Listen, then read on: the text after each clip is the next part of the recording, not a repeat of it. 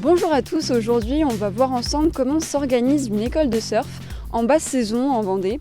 Et on va à la rencontre de Francky et de toute son équipe de chez Atlantique Lézard. Suivez-moi. Et bonjour Francky. Bonjour Anaïs. Alors tu es moniteur de surf dans cette école qui date des années 1990, c'est bien ça ? Exactement, depuis le début 90, oui. C'est deux copains qui ont créé ça à l'origine. Et moi j'ai repris en 98. Est-ce que tu peux nous expliquer un peu comment ça se passe, l'organisation de cette école en basse saison, puisque là on est fin octobre? Alors on commence la saison, on va dire pour les vacances de Pâques, c'est-à-dire début avril. On va plutôt travailler en période de vacances scolaires. Là on a du monde vraiment, donc vacances d'avril. Après hors saison, on va travailler aussi avec les locaux parce qu'on a une formule club, c'est-à-dire qu'on va proposer des cours le mercredi et le week-end. Donc là, on a des habitués qui viennent hors période scolaire, tous les mercredis et le week-end pour prendre des cours. Tout au long du reste, donc en avant-saison, en juillet-août, on va retravailler plutôt avec les vacanciers. Là, ça va être la plus grosse saison, vraiment qui est très très chargée. Et puis après, là, on se retrouve avec les formules club hors saison et actuellement avec de nouveaux vacanciers pour les vacances de la Toussaint. Là on voit il fait assez frais quand même, il pleut. Est-ce que pour vous c'est dérangeant? Vous voyez qu'il y a quand même moins de monde qui vient ou au contraire ça démotive pas certains? Alors non, heureusement qu'il y en a qui sont toujours motivés pour aller dans l'eau. Alors c'est vrai, comme on a des vacanciers en ce moment, ils sont contents malgré le temps de se retrouver dans l'eau. Alors évidemment, on a des combinaisons qui permettent d'avoir chaud dans l'eau quand même.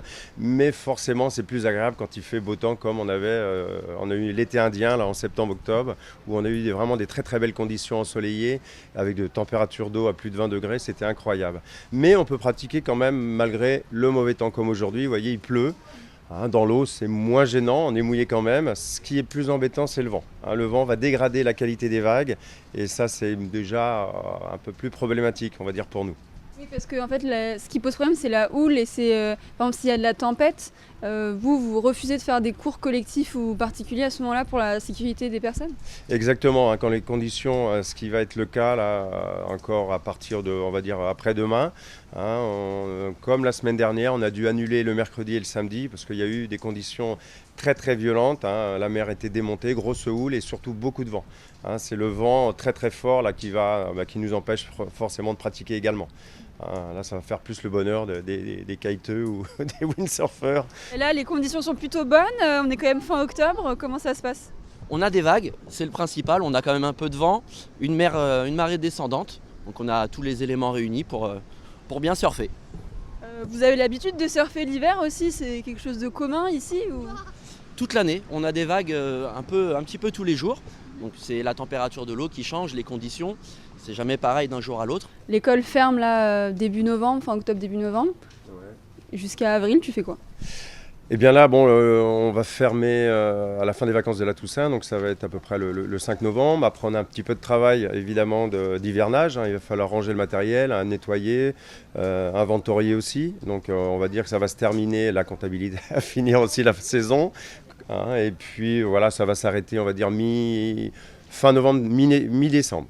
Donc après, on va pouvoir prendre un peu de temps pour nous, c'est-à-dire on va pouvoir aller surfer. Parce que forcément, nous, on donne les cours, donc on surfe un petit peu avec les élèves, mais on passe surtout du temps dans l'eau à les aider. Donc forcément, on surfe beaucoup moins. Finalement, cet épisode de Vivez la Vendée, ça permet de voir qu'on peut surfer l'hiver en Vendée. Et c'est pas impossible finalement, et que ça peut être même cool. Tout à fait, on surfe toute l'année, bien évidemment chez nous, et comme partout sur la côte atlantique. C'est pas parce que l'eau est très très froide qu'on ne va pas pratiquer, parce que maintenant on a de l'équipement qui est vraiment très très performant. Alors évidemment, on sera moins à l'aise parce qu'il va falloir mettre les chaussons, les gants, la cagoule, une combinaison plus épaisse, donc forcément on sera beaucoup moins vif sur la vague, mais on n'a pas froid du tout. Ça, maintenant, on peut surfer vraiment toute l'année sans problème. Après, la différence, c'est que l'hiver, il y a aussi moins de monde dans l'eau, donc on va pouvoir avoir des vagues que pour soi. On apprécie l'été indien vendéen malgré tout. Et c'est vrai que le club que l'on pratique, Atlantique Lézard, est particulièrement sympathique.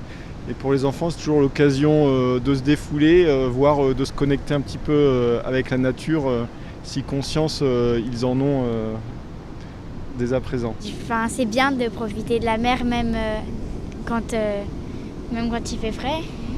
Et toi, Alice? Je pense que c'est une bonne idée parce que ça permet d'être un peu libre parce qu'avec ta planche, tu peux prendre les vagues que tu veux, tout ça. Et c'est une bonne activité à faire à deux parce que c'est amusant.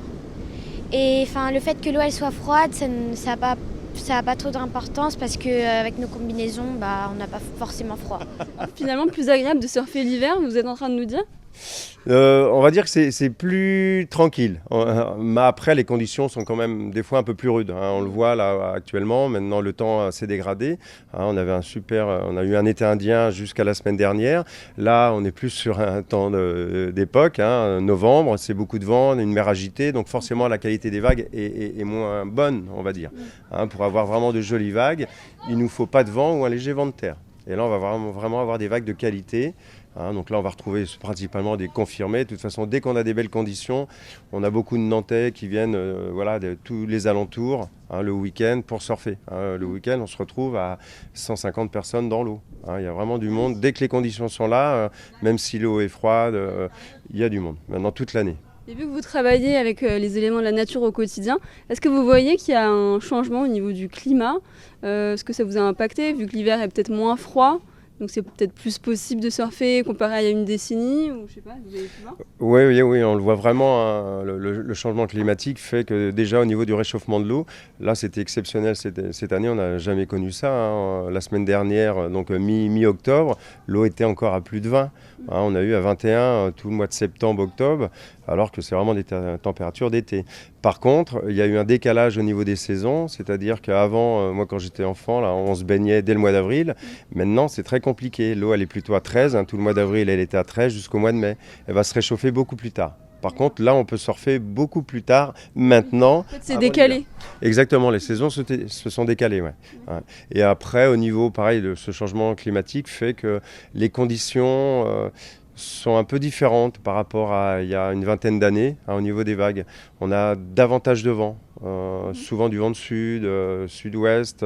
Les dépressions remontent plus haut. On avait vraiment avant, il y a 20 ans, l'anticyclone qui était bien positionné, qui nous envoyait vraiment de très très belles houles. Et là, on ressent un petit peu ce changement climatique aussi. Bon, merci beaucoup Francky pour cet échange. C'était un plaisir, Anaïs.